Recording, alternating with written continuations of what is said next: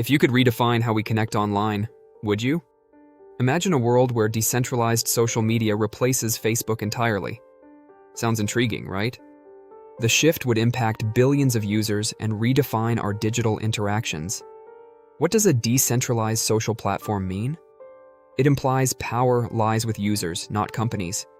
Users manage their own data without centralized control. This approach promotes privacy, freedom, and transparency.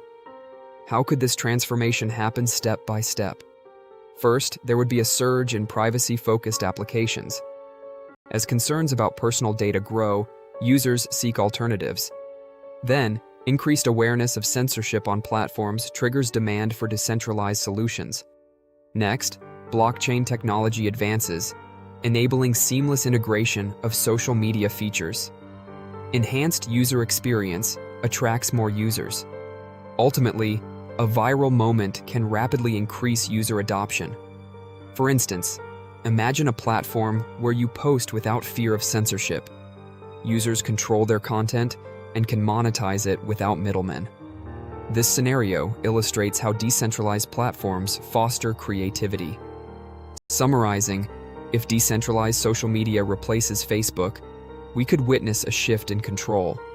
Users would gain ownership of their information, fostering greater trust and innovation. The implications for content creation and social interaction would be immense. What's your opinion? Would you embrace a decentralized social platform? Share your thoughts in the comments. Imagine a world where your social media experience is yours to control. Let's discuss further. What do you think would happen if decentralized social media took the center stage? Would it liberate or confuse users? Or could it spark a new form of online community? Like this video if you found it informative. Subscribe for more thought-provoking content.